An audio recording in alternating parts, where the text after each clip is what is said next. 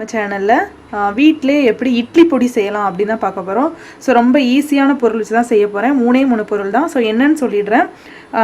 கருப்பு உளுந்துன்னு சொல்லுவாங்க, இல்லைனா தொளி உளுந்துன்னு சொல்லுவாங்க. இது வந்து 100 கிராம் எடுத்துருக்கிறேன். அப்புறம் பூடு வந்து ஒரு முழு பூடு எடுத்துருக்கிறேன்.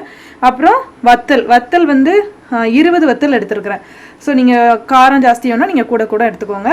ஸோ இப்போ எப்படி செய்யலாம்னு தான் பார்க்க போகிறோம். இப்போ வந்து கடாயில் ஃபஸ்ட்டு நான் உளுந்தம்பருப்பை வந்து நல்லா வறுத்து எடுத்து வச்சுக்க போகிறேன்.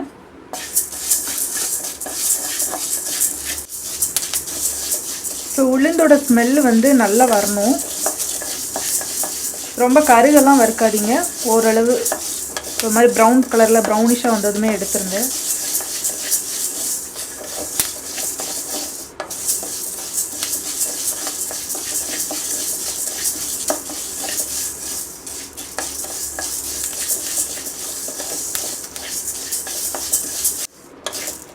இப்போ வந்து உளுந்து வந்து இந்த மாதிரி லைட்டாக ப்ரௌனாக ஆயிருக்கணும்.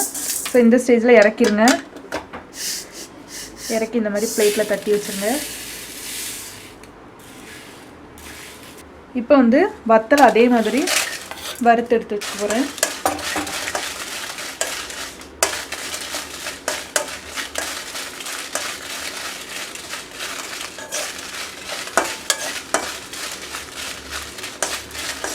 வத்தல் வந்து ரொம்ப கருக வறுக்க வேண்டாம், 1-2 இந்த மாதிரி வறுத்து எடுத்து வச்சுக்கோங்க. அதே பிளேட்லேயே வச்சிடுறேன்.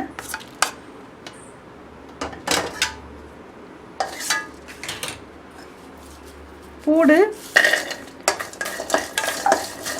இது ரொம்ப வேண்டாம், லைட்டாக ஒரு கொஞ்சம் ஹீட் வர்ற அளவுக்கு மட்டும் போதும்.